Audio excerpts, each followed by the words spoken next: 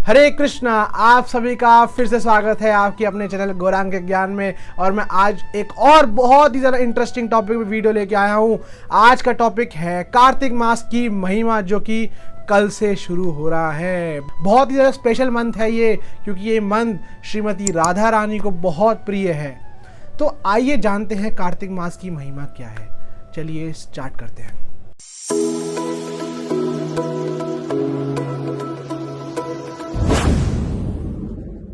तो कार्तिक मास जो है ना, वो शरद पूर्णिमा के दिन चालू होता है और कार्तिक मास का हम लोग पालन करते हैं। तो शरद पूर्णिमा बेसिकली क्या है? तो शास्त्रों के अंदर वर्णन आता है कि शरद पूर्णिमा वो दिन है जिस दिन भगवान श्री कृष्ण ने गोपियों के साथ महारास का आस्वादन किया था। और ये बहुत ही ज्यादा मधुर लीला है जिसका वर्णन श्रीमद् भागवतम के अंदर किया जा चुका है। तो इसी दिन से कार्तिक मास स्टार्ट होता है। तो कार्तिक का मतलब क्या है? कार्तिक जो शब्द है ये आया है कार्तिका नाम से ये शब्द आया है कार्तिक। तो कार्तिका या फिर कृतिका, ये जो भी नाम है ये बेसिकली शास्त्रों के अंदर दे रखा है वर्णन कि ये श्रीमती राधा रानी के नाम है। कार्तिका देवी श्रीमती राधा रानी को बोला जाता है। कार्तिका देवी श्रीमती राधा रानी को इसलिए बोला जाता है बिकॉज वो कीर्तिदा की पुत्री है। कीर्तिदा से ही आया कार्तिका या कृतिका, तो श्रीमती राधा रानी का नाम है। तो इसीलिए हम लोग देखेंगे कि जो कार्तिक मास है ना, ये भगवान श्री कृष्ण को बहुत प्रिय है। बिकॉज ये जो मंथ है ये साक्षात श्रीमती राधा रानी का है। श्रीमती राधा रानी को बिलोंग करता है मंथ। तो इस मंथ के अंदर हम जो भी अच्छा कार्य करते हैं वो भगवान श्री कृष्ण को बहुत ज़्यादा प्रिय होता है। बिकॉज वो भगवान श्री कृष्ण उसको ऐसे लेते हैं कि ये मेरे प्रिय मास श्रीमती राधा रानी के मास, यानी कि श्रीमती राधा रानी के मंथ के अंदर भक्ति करने का प्रयास कर रहा है। तो कार्तिक मास कल से चालू हो रहा है और कल बहुत ही स्पेशल डे है। कल शरद पूर्णिमा भी है। जैसे मैंने बताया, शरद पूर्णिमा के दिन महारास हुआ था और फिर भगवान श्री कृष्ण गोपियों को छोड़ के चले गए थे। इट्स द पार्ट ऑफ लीला। और जब भगवान श्री कृष्ण गोपियों को छोड़ के चले गए, उसके बाद गोपियों ने गोपी गीत गाया। गोपी गीत कुछ इस प्रकार है: जयति ते दिकाम जन्मना व्रजा शयत इंदुरा शाश्वतादहि। तो गोपियाँ अपने हृदय से भगवान श्री कृष्ण को याद कर रही हैं। वो बोल रही है, हे प्रभु आप हमें छोड़ के क्यों चले गए? गोपियाँ ब्रह्मा जी को गाली देती हैं। गोपियाँ ब्रह्मा जी को बोलती हैं कि हे ब्रह्मा, तूने ये पलकों का निर्माण क्यों किया? जब मैं इन पलकों को झपकाती हूँ तो फ्रैक्शन ऑफ सेकेंड्स के लिए मैं भगवान के दर्शन नहीं कर पाती हूँ। तो वो ब्रह्मा जी को गाली देती हैं। तो इतना टाइम के लिए जब भगवान श्री कृष्ण उनको छोड़ के चले जाते हैं तो वो विरह में ये गोपी गीत गाती हैं। और ये गोपी गीत का भी हम पाठ करते हैं कार्तिक के मास में। तो कार्तिक मास जो है ये बहुत ज़्यादा इंपॉर्टेंट है, जैसे मैंने आपको बताया।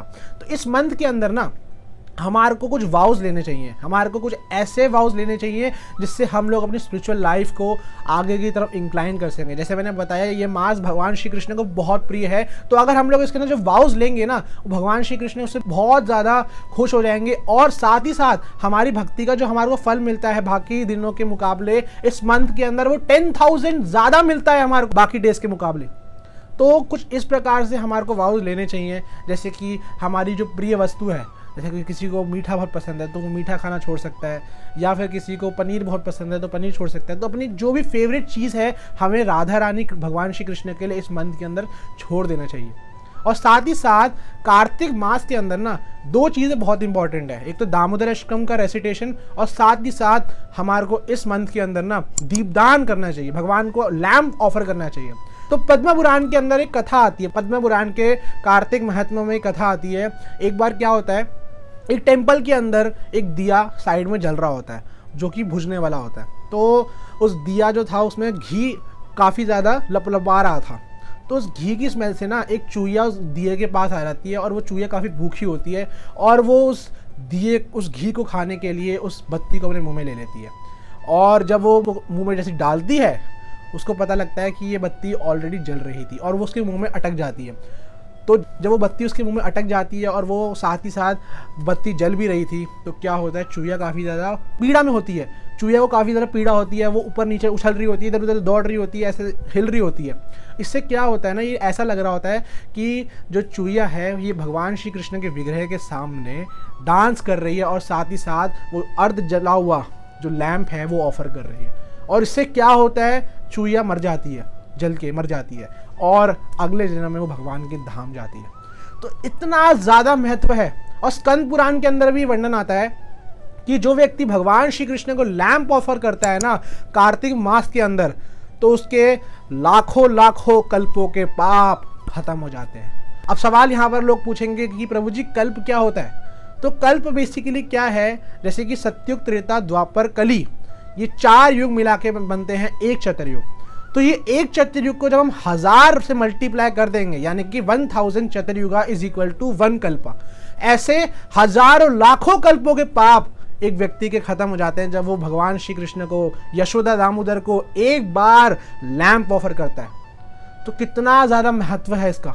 और साथ ही साथ जो दामोदर अष्टकम पड़ता है ना यशोदा दामोदर के लिए इस मंथ के अंदर, वो भी बहुत ज़्यादा प्योरीफाई हो जाता है और भगवान श्री कृष्ण को बहुत प्रिय है वो व्यक्ति। और साथ ही साथ जो एक और इम्पॉर्टेंट चीज़ है जो हमें इस कार्तिक मंथ के अंदर करनी चाहिए, वो है हमें व्रज जाना चाहिए, व्रज भूमि जाना चाहिए, हमें वृंदावन जाना चाहिए, गोवर्धन की परिक्रमा करनी चाहिए। क्योंकि इसलिए बिकॉज भगवान श्री कृष्ण का वो स्थान है, भगवान श्री कृष्ण ने बहुत सारी अनेक लीलाएं वहाँ पर करी हैं। तो अगर वहाँ पर हम जाएंगे ना और इस मंथ के अंदर वहाँ पर हम लोग भगवान श्री कृष्ण को लैंप ऑफर करेंगे, गोवर्धन की परिक्रमा करेंगे, उससे क्या होगा, भगवान श्री कृष्ण बहुत ज़्यादा प्रसन्न होंगे और हमारे को बहुत जल्द अपने धाम बुलाएंगे। भगवान श्री कृष्ण सोचेंगे ये मेरे को बहुत प्रिय है, ये मेरे से दूर कैसे है, मैं इसको अपने गले से लगाना चाहता हूँ, अपने धाम बुलाना चाहता हूँ। तो भगवान श्री कृष्ण बहुत जल्द उसको अपने धाम बुलाते हैं।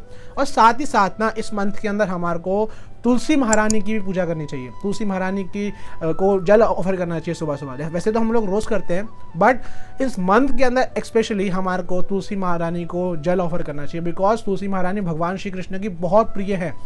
शास्त्रों के अंदर वर्णन आता है कि सारे जितने भी भक्त हैं भगवान श्री कृष्ण के, उनमें तुलसी महारानी भगवान श्री कृष्ण को बहुत प्रिय है।